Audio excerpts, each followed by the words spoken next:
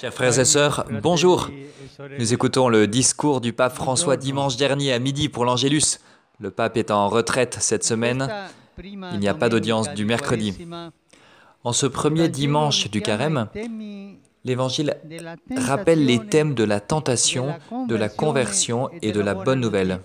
Trois sujets, trois thèmes, la tentation, la conversion et la bonne nouvelle.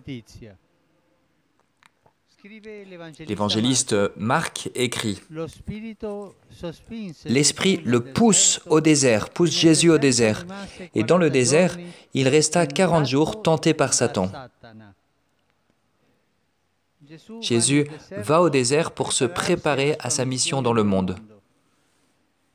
Il n'a pas besoin de conversion.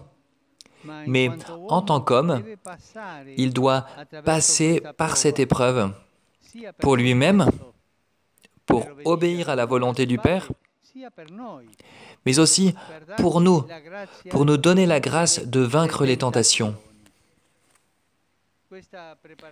Cette préparation consiste au combat contre l'esprit du mal, c'est-à-dire contre le diable.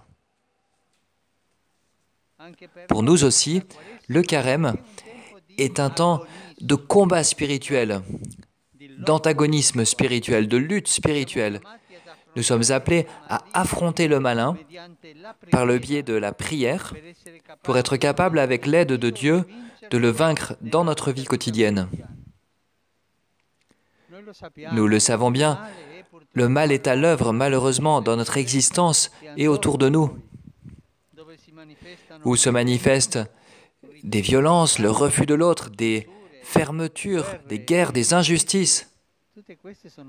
Ce sont des œuvres du mal, du malin.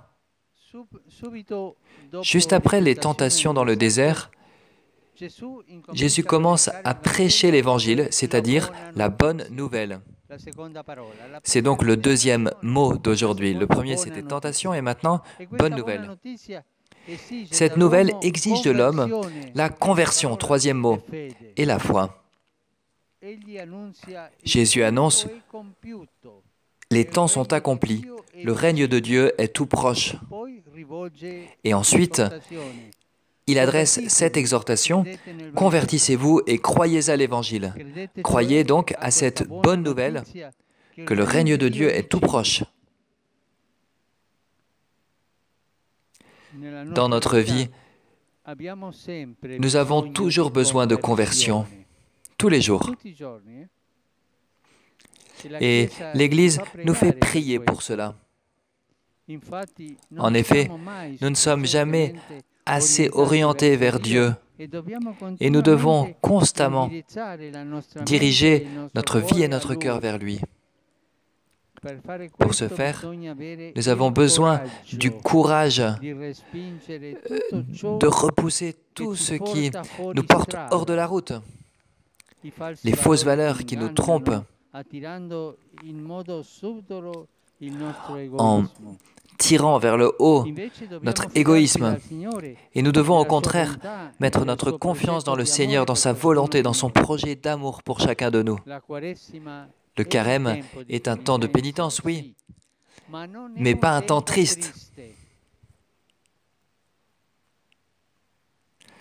Il nous faut y être attentifs. Le carême est un temps de pénitence, mais ça n'est pas un temps triste, un temps de deuil. C'est un engagement joyeux et sérieux pour nous dépouiller de notre égoïsme, de notre vieil homme, et nous renouveler selon la grâce de notre baptême. Dieu seul peut nous donner le vrai bonheur. Ça ne sert à rien de perdre notre temps à chercher autre part dans la richesse, les plaisirs, le pouvoir, la carrière. Le règne de Dieu est la réalisation de toutes nos aspirations, car il est en même temps salut de l'homme et gloire de Dieu. En ce premier dimanche du carême, nous sommes invités à écouter avec attention et à recueillir, accueillir cet appel de Jésus à nous convertir et à croire en l'Évangile. Nous sommes exhortés à démarrer avec engagement le chemin vers Pâques pour accueillir toujours plus la grâce de Dieu qui veut transformer le monde en un règne de justice, de paix, de fraternité.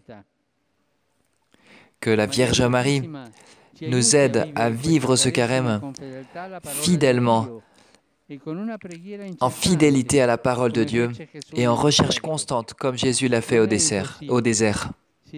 Ça n'est pas impossible. Il s'agit de vivre chaque journée avec le désir d'accueillir l'amour qui vient de Dieu et qui veut transformer notre vie et le monde entier.